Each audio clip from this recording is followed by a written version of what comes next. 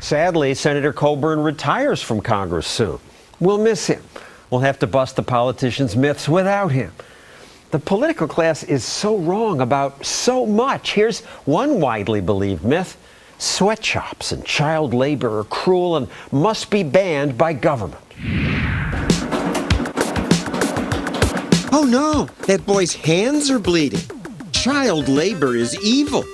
This is a video game made for a so-called educational TV channel. And what education do people get? Some obvious truths. Sweatshops are cruel. Workers are overworked in dangerous conditions. American companies ignore the abuses because they make money. And that means child workers are victims of our fashion whims. This is what many Americans believe and many are taught. And therefore the answer, close the sweatshops down, ban them in America, and demand that other countries ban child labor. It's just a basic human rights issue. Who would argue with that?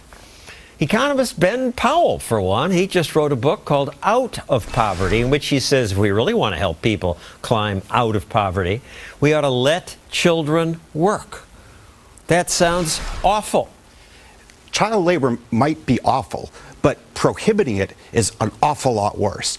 Listen, we don't make people better off when we take away their least bad option. Children only work in these sweatshops because their families are desperately poor and trying to feed, clothe, and shelter their family. If you ban sweatshops, you don't get rid of that poverty. You just eliminate that one option they have that makes it not quite as bad as it would be otherwise. So no laws against it? Well, when we were developing, we had virtually no laws against it, and the process of economic development took care of it itself.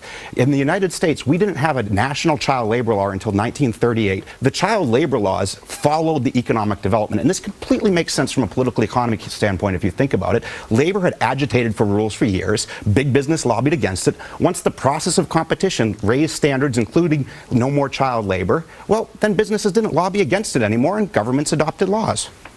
Well, here's an example of how the Western media typically cover the child labor outrage. Where the heat is 1800 degrees Celsius and small children are carrying the molten glass. Look at this small boy. And who is at fault? Big corporations and free trade. We think more free trade and more sort of opening up of markets for big U.S. corporations is actually hurting working people all over the world. What world are they looking at, John? So this is what people believe.